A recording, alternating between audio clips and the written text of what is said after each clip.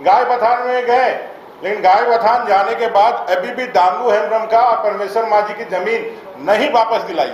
ये आदिवासियों के भी नहीं है, ये मूलवासियों के भी नहीं है। इनको सिर्फ सत्ता और परिवार चाहिए, इससे ज्यादा इनको कुछ नहीं चाहिए। और इस बार इसे सत्ता लोलुप सरकार को, इस झारखंड विरोधी सरकार को झारखंड की जनता जिसकी अगुवाई हमारे युवा करेंगे, उखाड़ करके इनको बाहर का रास्ता दिखाएंगे। आपको याद होगा जब सरकार बनी तो उन्होंने वहां से शुरू किया कि हमारा खजाना खाली है।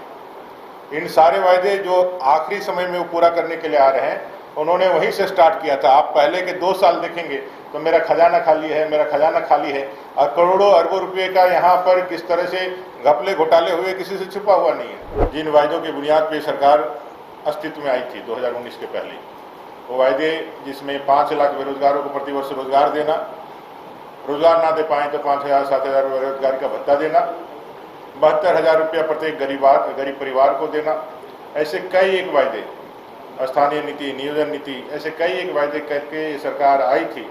लेकिन आने के बाद लगातार जिस तरह से इन्होंने युवाओं के साथ छल किया है, कपट किया है, उनके साथ जैसी धूर्तता की है, और आज ही आप लोगों ने देखा होगा कैसे जेपीएससी की परीक्षा का जो आंसर शीट है, वो आंसर शीट को जांच के लिए, कॉपी के लिए, जांच के लिए जो आहर्ता नहीं रखते हैं, वैसे टीचरों को दे करके उन्होंने कॉपी का जांच कराया है, इसलिए उनका फाइनल रिजल्ट नहीं निकल पा रहा है। इस डेमोग्राफी के चेंज के कारण झारखंड में आदिवासी अस्मिता, मूलवासियों की अस्मिता आज खतरे पर है। ये सारे विषयों को लेकर के जब झारखंड में भारतीय जनता पार्टी आगे बढ़ रही है, इसमें साथ देने के लिए कुछ लोग आएंगे, तो आने के लिए हम सब लोगों ने उनका सभी के लिए रास्ता है। आज कोर कमेटी की बैठक थी, आदरणीय प्रदेश अध्यक्ष जी के नेतृत्व में हम सब लोग बैठे थे और वर्चुअल माध्यम से अपने चुनाव के प्रभारी केंद्रीय कृषि मंत्री श्रीमान शिवराज सिंह चौहान और चुनाव के सह प्रभारी आसाम के माननीय मुख्यमंत्री श्रीमान हेमंत बिस्वा शर्मा जी भी हम लोगों के साथ जुड़े थे। आज जैसा कि आप सबको मालूम है कि विधानसभा चुनाव नज़दीक है, कुछ महीनों की बात है, और लगातार भारतीय जनता पार्टी इस भ्रष्टाचारी सरकार को, वादा खिलाफ करने वाली सरकार को, युवा विरोधी सरकार को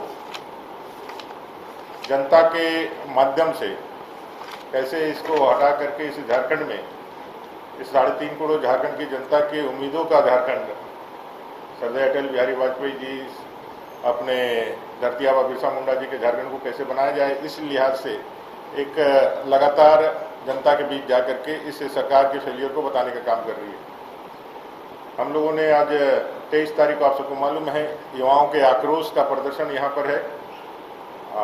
इस सरकार के जो निर्माण का जो एक मुख्य कारण था, वो उसमें कुछ ऐसे वायदे थे जिन वायदों की बुनियाद पर सरकार अस्तित्व में आई थी 2019 के पहले।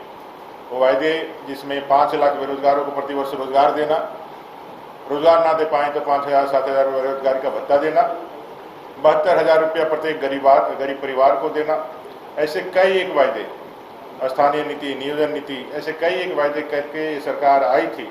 लेकिन आने के बाद लगातार जिस तरह से इन्होंने युवाओं के साथ छल किया है, कपट किया है, उनके साथ जैसी धूर्तता की है, और आज ही आप लोगों ने देखा होगा कैसे जेपीएससी की परीक्षा का जो आंसर शीट है, वो आंसर शीट को जांच के लिए, कॉपी के लिए, जांच के लिए जो आहर्ता नहीं रखते हैं, वैसे टीचरों को दे करके उन्होंने कॉपी का जांच कराया है, इसलिए उनका फाइनल रिजल्ट नहीं निकल पा रहा है। तो जितनी भी सीटें इन्होंने 2-4 हज़ार जो भी वैकेंसियां निकाली, उसमें सीटों को इन्होंने बेचने का काम किया। सीजीएल से लेकर के जेई और जितने भी परीक्षाएं हैं, उसमें बच्चे अभी भी सीबीआई जांच की आशा देख रहे हैं। इन सारे मुद्दों को लेकर के युवा मोर्चा के बैनर तले 23 तारीख को इस झारखंड प्रदेश के लाखों बेरोजगार युवा इस सरकार को उखाड़ फेंकने के लिए मोरहाबादी के इस मैदान में, ऐतिहासिक मैदान में जुटने वाले हैं। उससे संबंधित विशेष चर्चा हुई और आने वाले विधानसभा के निमित्त जो तैयारियां और जो हम लोगों का सांगठनिक प्रयास है, उसको करने का निर्णय लिया गया है। 25 तारीख को मन की बात कार्यक्रम है, 25 अगस्त रविवार को आदरणीय प्रधानमंत्री जी के मन की बात का कार्यक्रम है। इसको हम लोग समस्त बूथों पे करने की एक योजना लेकर के आगे बढ़ रहे हैं। उसको भी करने का एक रणनीति हम लोगों ने बनाए हैं, और आगे के चुनावी जो हमारे क्रियाकलाप होने वाले हैं, जो सांगठनिक भी हो और जो आंदोलनात्मक हो, ये सारे विषयों को लेकर के चर्चाएं हुई हैं। आगे अगले बार हम लोग फिर 28 तारीख को बैठने वाले हैं। लेकिन एक जो परिस्थिति उत्पन्न हुई है झारखंड में, क्या है सजग विपक्ष होने के नाते उस पर भी चर्चा की है आप लोग कि किसी के मन की बात जानना है?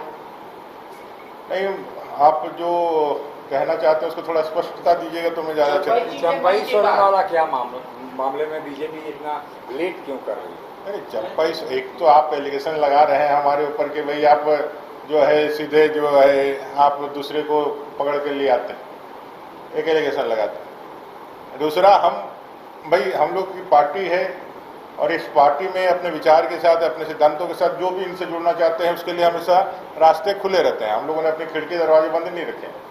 जो भी पार्टी के आइडियोलॉजी के साथ, सिद्धांत के साथ, जो अपने आप को भारत के निर्माण के लिए, भारत के राष्ट्रवाद को बढ़ाने के लिए और अपना एक नागरिक के रूप में राष्ट्रीयता के भाव के साथ उन तमाम मुद्दों को एड्रेस करने के लिए आना चाहते हो आएंगे। डेमोग्राफी का चेंज आज झारखंड का बहुत बड़ा मुद्दा है।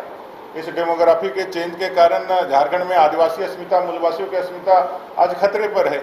ये सारे विषयों को लेकर के जब झारखंड में भारतीय जनता पार्टी आगे बढ़ रही है, इसमें साथ देने के लिए कुछ लोग आएंगे, तो आने के लिए हम सब लोगों ने उनका सभी के लिए रास्ता है। अब आने वाले को तो पहले प्रॉपर आने का एक मन भी बनाना और दूसरा उसके लिए अपने तरफ से प्रपोजल भी देना, ये दोनों ही विषय होंगे तभी आगे की बातें बढ़ेगी।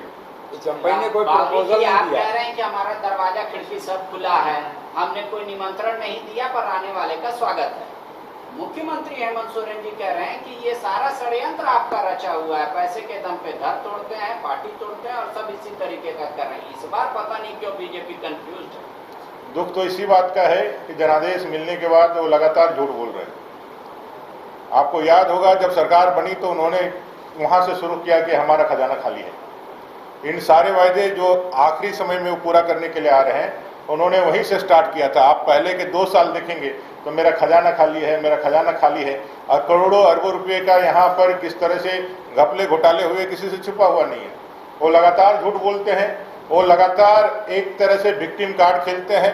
वो कई अवसरों पर अब ध्यान भटकाने के लिए, झारखंड का ध्यान भटकाने के लिए, झारखंड के लोगों का, भोली वाली जनता का ध्यान भटकाने के लिए और अपनी असफलता, अपने फेलियर को छुपाने के लिए इस तरह के हथकंडे अपनाते रहते हैं।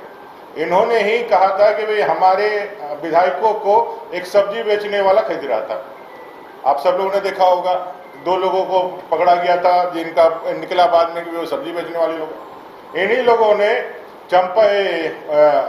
इरफान अंसारी, विल्सन कोंगाड़ी और अपने जो है राजेश कच्छप को कलकत्ता के जेल में डालने का काम किया और आज उसी इरफान अंसारी को यहाँ मंत्री बना के रखे हैं। इसका मतलब अगर यदि वो इरफान अंसारी यदि कुछ गलत करते रहते हैं, माननीय मंत्री जी कुछ गलत करते रहते हैं, तो आज उसको ऑनर करके, मंत्री का पद ऑनर करके कैसे इसको किया? वे सिर्फ और सिर्फ इनकी बातें जो है अपने फेल्योर से लोगों का ध्यान भटकाने के लिए, भारतीय जनता पार्टी को आगे करके अपने पक्ष में विक्टिम कार्ड खेल करके सहानुभूति अपनाने के लिए। इन्होंने अपने पूरे 5 साल के कार्यकाल में कुछ भी ऐसा नहीं कहा है, किया है जिसको लेकर के जनता के विश्वास हो सके।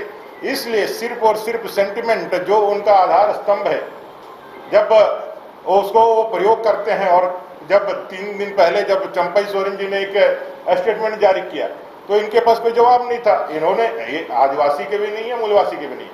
आपने देखा होगा अभी बेंगाबाद के उस परिवार को जिसका चौहान हेम्ब्रम, जिसकी हत्या हुई कहाँ? तो भाई medical college, Sheikh Bhikhari medical college Hazaribagh में। क्या है? हत्या हुई क्योंकि जो इसका मुजरिम है नौशाद अंसारी, जो मुस्लिम है, शाहिद अंसारी, जो हत्या आरोपी में जो अपने गैंग रेप में, पॉक्सो में जो उम्र कैद की सजा काट रहा है, उसकी हत्या करके वो भाग गया। अभी तक पकड़ में नहीं आया है।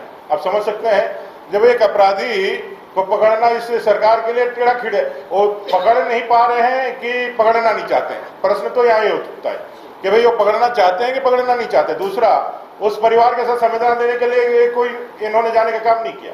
वहां जब हमारे अध्यक्ष जी और अपने आसाम के मुख्यमंत्री जी वहां गए तो आनंद फानंद में उठा के लेकर के आए और उनको भी वही चीज दिया है, कुछ एक्स्ट्रा नहीं दिया।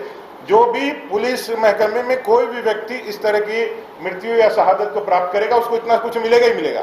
लेकिन वहां के विधायक ने भी उनके पास जाकर के वो करने का काम नहीं किया। बीजेपी के दबाव में यहाँ आ गए, गाय बथान में गए, लेकिन गाय बथान जाने के बाद अभी भी दामू हेम्ब्रम का और परमेश्वर मांझी की जमीन नहीं वापस दिलाई।